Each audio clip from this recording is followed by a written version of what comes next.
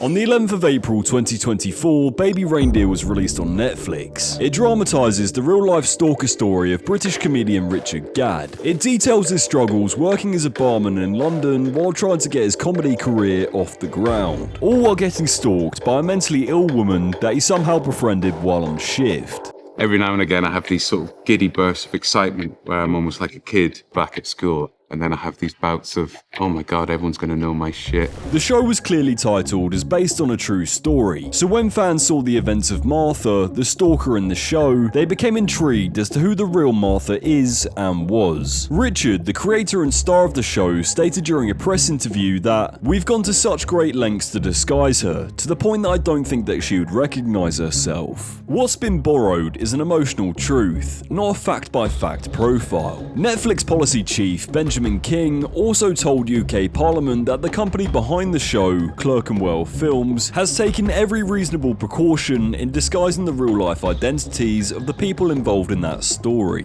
Naturally, it only took fans a week or so to find the real identity of Martha. People discovered that a Twitter and Facebook account that goes by the name of Fiona Harvey had a large number of posts mentioning Richard in 2014, some of which seem to be direct inspirations for the dialogue in the show, like Martha's curtains needing to be hung. Fiona's social media posts also lead to a pub in Camden, which people assume is the former workplace of Richard. Not only that, she is allegedly a lawyer and Scottish, just like the Martha in the show. And, well, let's get the blatantly obvious out the way. They both look exactly the same. But what's even more terrifying than the thought of Martha's beef curtains getting hung is that once her identity got revealed, she put out a long Facebook post stating that she had no idea who Richard was, and then essentially explained how she knew him. It was basically just a load of contradictions, finished with the words, "He is a gay man, I'm a heterosexual woman. He did ask me out and stalked me years ago, sorry, not interested. Some people just can't take rejection, but to defame me all over the internet is quite another thing. My lawyers will sue."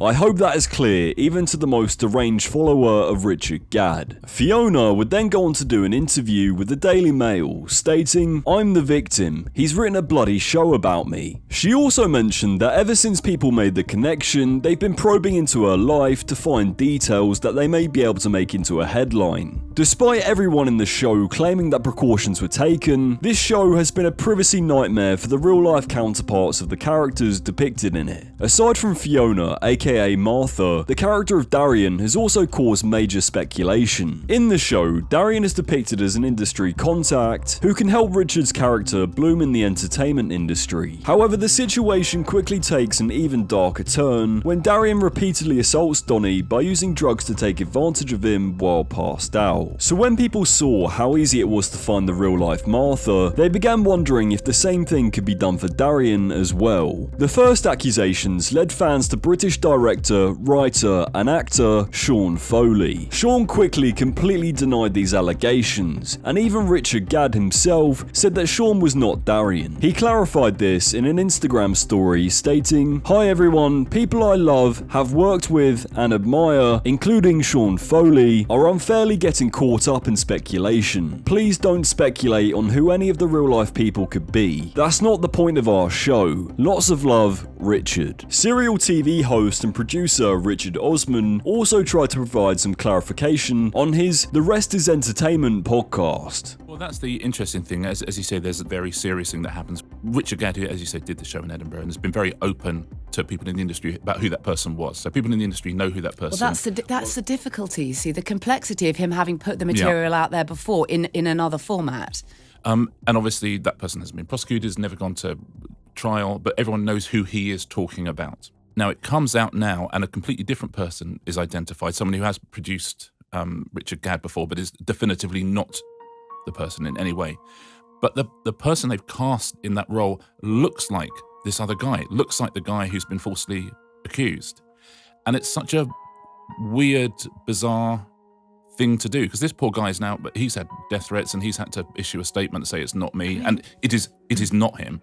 Definitively not, because people in the industry know who it is, and it is Richard Gadd definitely has not said him. it's not Yes, him. Richard Gadd has said it's not him. But with the majority of the spotlight leading to Martha, you've got to ask the question why no one is talking about the serial rapist within the showbiz industry. By the 1st of May 2024, less than a month later, Baby Reindeer became the #1 show on Netflix in 43 countries, and was viewed over 87 million hours. Thanks in large part to this ongoing saga outside the show reaching international headlines. On the 8th of May 2024, Piers Morgan posted a tweet attached with a photo of the real-life Martha, stating, "The real-life Martha from the Baby Reindeer breaks her cover and gives me her first TV interview about the smash hit Netflix show. Fiona Harvey wants to have her say and set the record straight. Is she a psycho stalker? Find out tomorrow on Piers Morgan Uncensored." Underneath this tweet, people began to share their concerns about platforming Fiona like this. One commenter stated, "This is completely irresponsible broadcasting, and I can't wait to watch it." The following day, on the 9th of May 2024, Piers Morgan uploaded his hour-long interview with Fiona Harvey, which, let's be honest, was a car crash of conflicting moral questions. Mainly because she maintained the contradictions that had become so infamous of Martha. Like, for example, every time she was asked about how many emails she sent to Richard,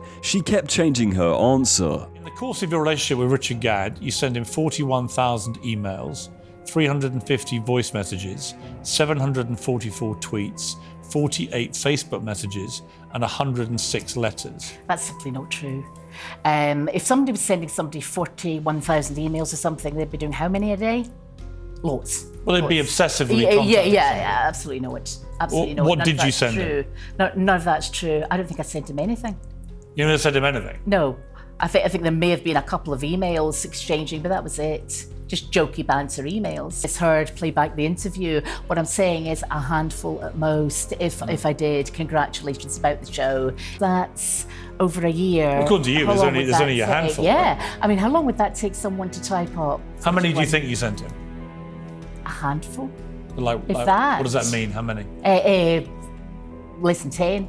10 emails. Not 41,000. Right, there's a massive disparity between the two. Yeah, I agree. She also claimed that she had a photographic memory, but looked like she just smoked a loud pack when asked about things someone with a photographic memory would remember. How did you do at school? I've got a photographic memory. I was top of the school, apart from the science. There's a reason you say you got a photographic memory, but Yeah. what grades did you get?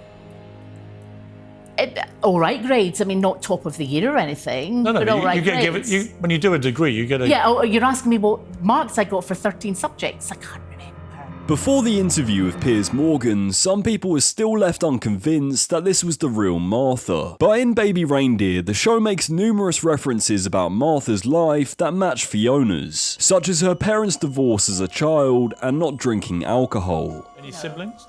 I have a sister. My mother worked incredibly hard. My parents got divorced when I was 9, but she worked like a Trojan. I don't drink alcohol. And Did you pay for anything that you had in the pub? lemonade or soft drinks. Would he give you free drinks? Or? No, absolutely not. This is sort of a depiction of me as a pauper who wouldn't stand around or stand a drink. That's nonsense. This is definitely the real-life Martha, because during the interview she shifts from outright denial of these allegations to saying if this were true. Because I didn't write him the emails. Who do you think did? I have no idea. I think he probably made them up himself. I've no idea. 41,000 emails. Yeah. Even if the email thing was true, the rest is not. So Why would you qualify that, Fiona? Sorry, why would I what? Why would you suddenly qualify even if it's true about the emails? I'm just playing devil's advocate here.